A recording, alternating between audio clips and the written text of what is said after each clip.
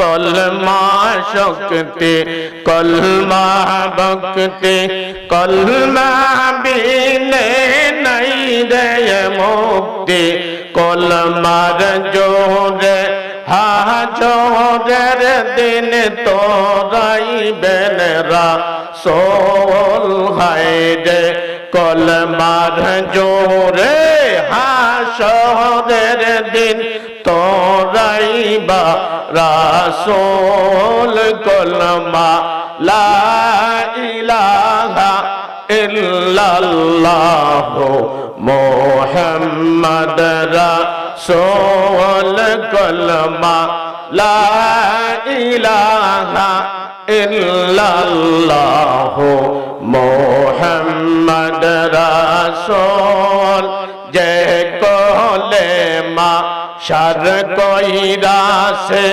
বহব পারি শাইরা গেছে যে কলেমা শার কইরাছে বহব পারি শাইরা গেছে আগে পাশে বয়ে কি আছে যে যাই না সে মোল গাইরে আগে পাশে বয়ে কি আছে যে যাই না সে মোল কলমা লা ইলাহা ইল্লাল্লাহ মুহাম্মদ রাসূল কলমা লা ইলাহা ইল্লাল্লাহ মুহাম্মদ রাসূল তওবা তওবা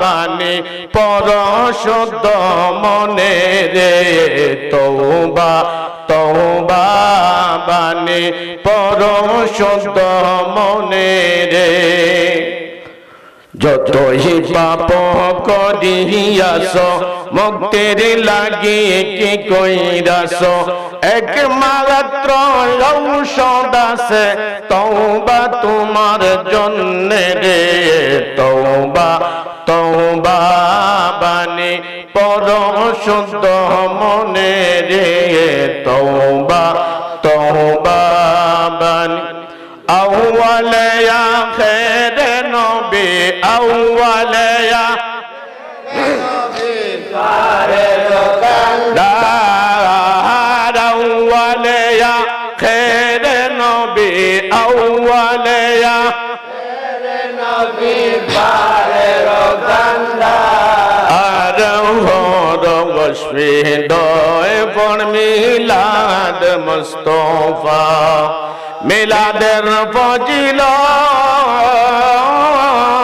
আছে কিতাবে শত শত শত আমি কি করিতে পারি আমি কি করিতে পারি তারি বইহার আমি কি করিতে পারি আমি কি করিতে পারি তারি বইহার ভরবশে দয় পড়মি দরুদ যে গলার মালা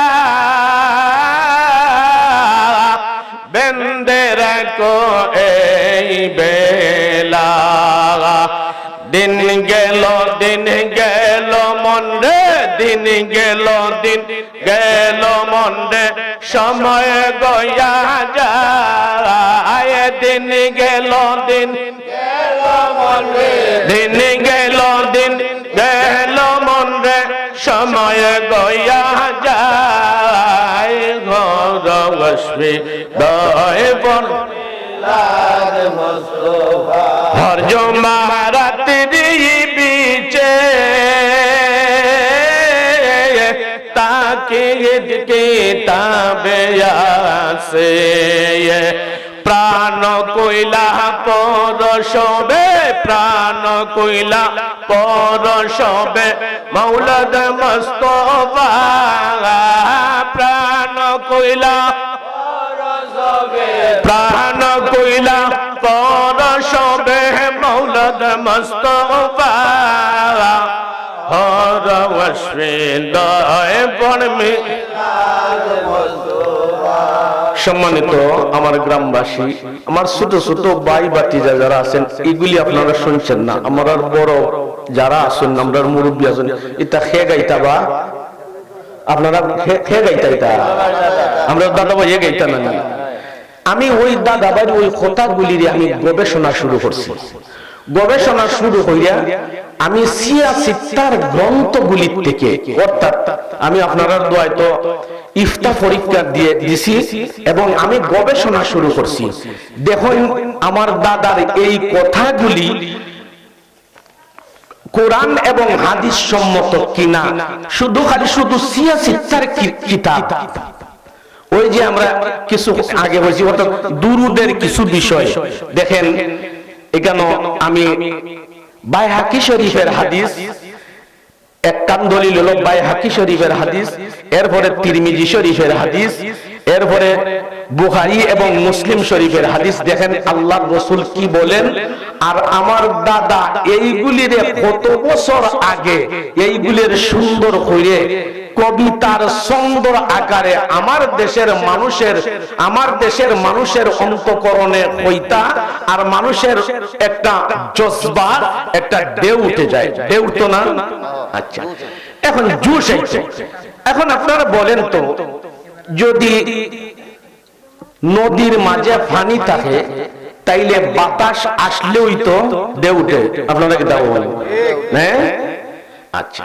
এখন নদীর যদি পানি থাকে না তাহলে ঢেউ উঠবনি।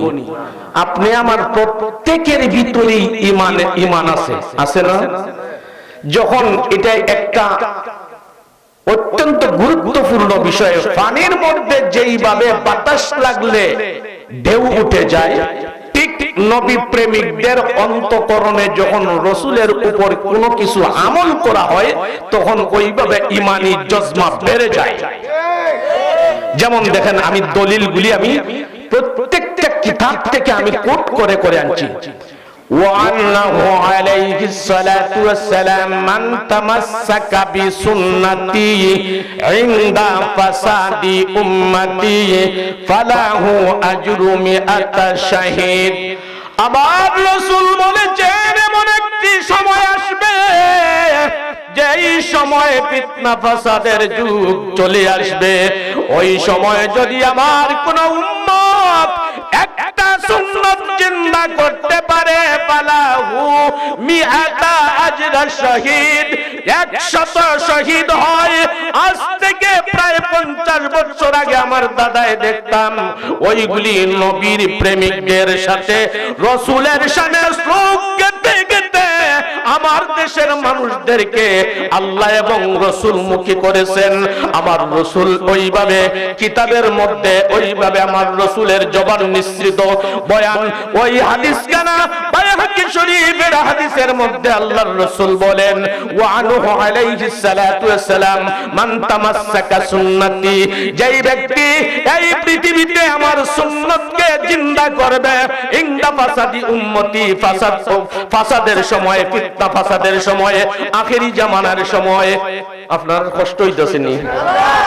জি না, আমি আমার প্যান্ডেল জমা করে যদি আমি ওয়াজ লাগাই দেই তো এইগুলো মানুষের একটা,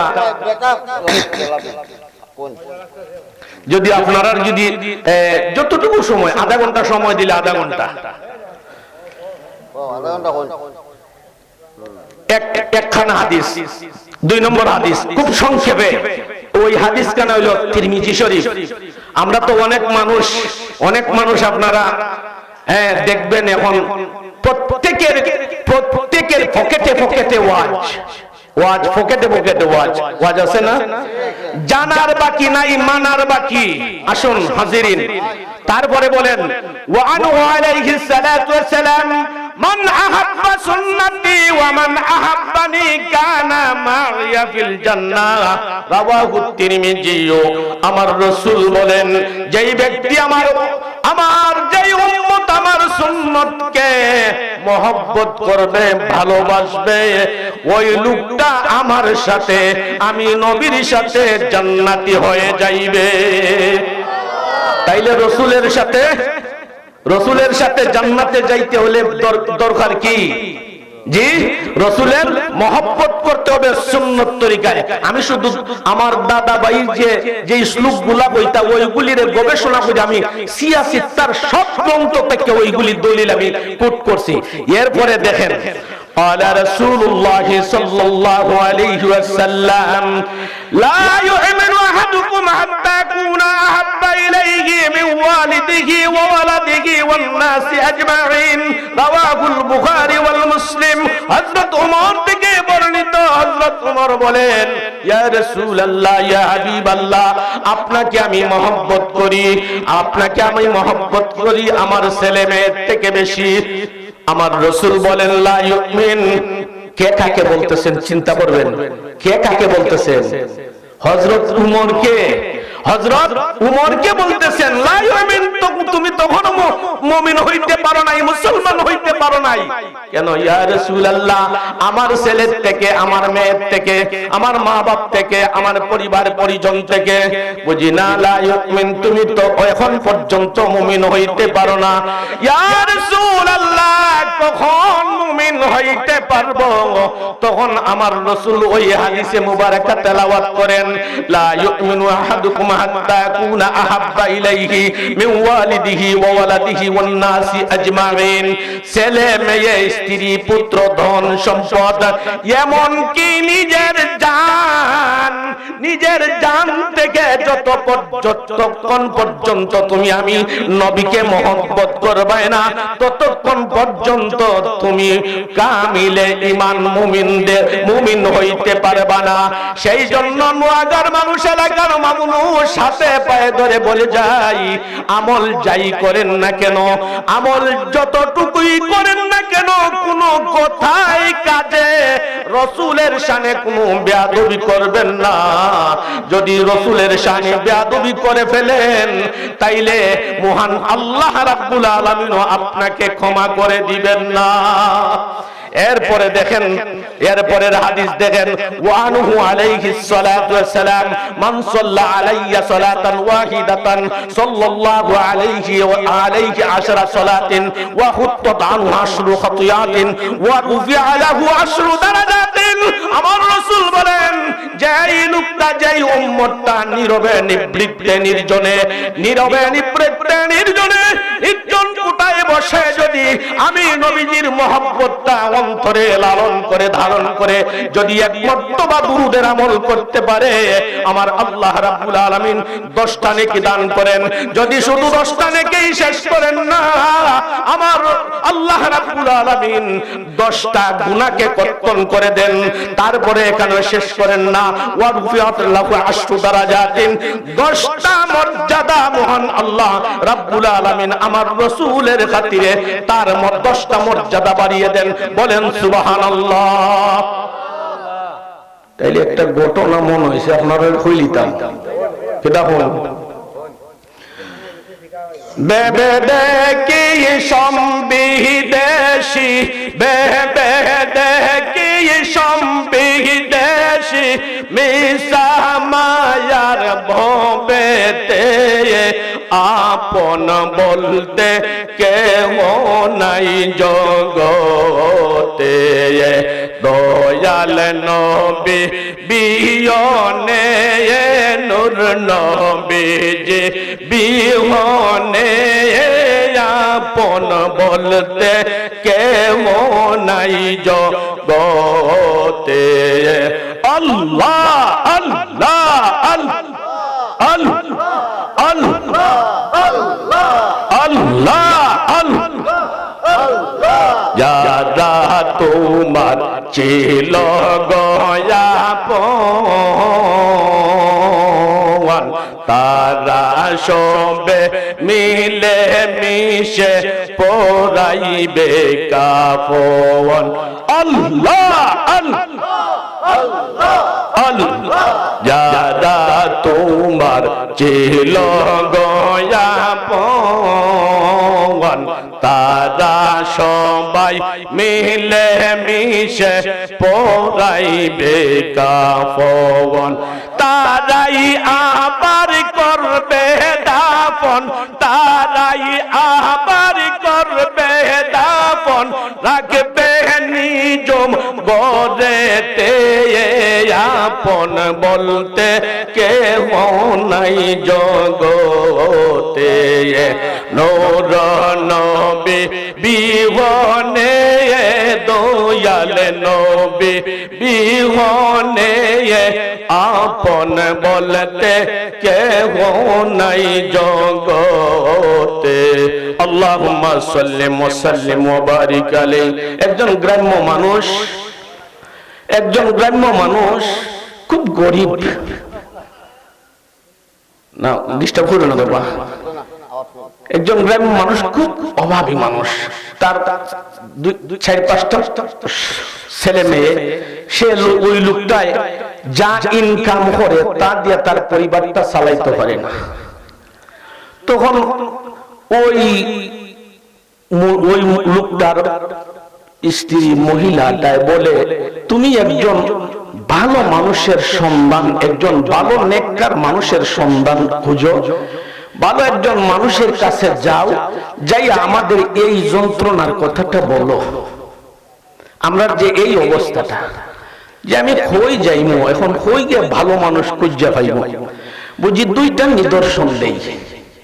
একটা নিদর্শন হলো যার কলবের মধ্যে আল্লাহর ইসমে জাতের জিকির আছে, আর যার কলবের মাঝে রসুল পাকের দুরুদের আমল আছে। কয়টা আমল বললাম? কি কি? আল্লাহ পাকের ইসমে জাতের জিকির আর দুরুদের আমল। ওই 2টা গুণ যেই মানুষের কাছে পাইবাই, ওই লোকটার কাছে আমাদের কথা বলবো।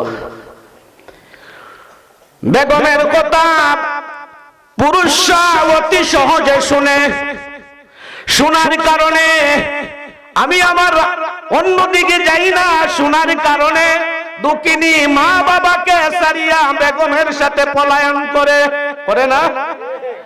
যাই হোক হাজিরিন, ওই মহিলাটার কথা শুনিয়া ওই লোকটা আল্লাহওয়ালার কুচে বাহির হয়েছে, রসুলের মহব্বতের কুচে বাহির হয়েছে। যাইতে যাইতে দেখা যায় নদী পার হইয়া একজন মানুষ বসে ইসমে জাতের জিকির কিছুক্ষণ করে, আর কিছু সময় জিকির আজকার করে, জিকির করে। এই আমার বউ যে হইছিল, আমার বউ যে হইছিল, ওই ফাইলিছি মানুষ, হুজুর মেহেরবানি করে হয়তো আমাকে এমন কিছু আমল বলে দিন, নতুবা আমার ছেলে মেয়ে নিয়া অভাবের অনটন, অভাবের সংসার যার আছে, ছেলে মেয়ের অভাব অনটনের যার সংসার আছে, সে জানে অভাব অনটনের যন্ত্রণা। হুজুর মেহেরবানি করে আমাকে আমার ওই অবস্থাটা আপনি বলে দিন, আমার অভাব অনটনটা কিভাবে যাবে, মেহেরবানি করে আমাকে বলে দিন। আল্লাহর ওলি আর কেউ নয়, ওনার নাম হলো যিনি নকশেবন্দিয়া মুজাদ্দিদিয়া তরিকার রাহবার হযরত বাহাউদ্দিন নকশেবন্দি।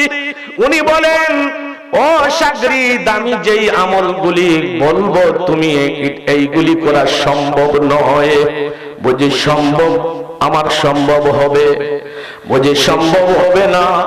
বারবার ফিরাফিরি করার পরে বাহাউদ্দিন নকশেবন্দি ওই লোকটাকে বলে দিলেন, 1 নম্বর আমল করবাই, সূরা ওয়াকিয়া তেলাওয়াত করবাই। আমি বলতে পারি আমার নোয়াগাঁও তথা যত জায়গা ঘুরি, এখন প্রত্যেকটা ঘর থেকে কোরআনের তেলাওয়াত উঠে গেছে না? কোরআনের তেলাওয়াত কয়টা ঘরের মাঝে আমরা আছে? আমি অনুরোধ করবো আমার গ্রামবাসী, আমার প্রতিবেশী, আমার আটিবাড়ির মা বোন যারা আছেন, আমার ভাই বন্ধুরা যারা আছেন, অন্তত কিছু হইলেও তেলাওয়াত করবেন। যে হুজুর আমরা তো কোরআন শরীফ তেলাওয়াত করতে পারি না, মুখস্থ সূরা ইখলাস অন্তত জানেন, ওই কন্তের আমল করবেন।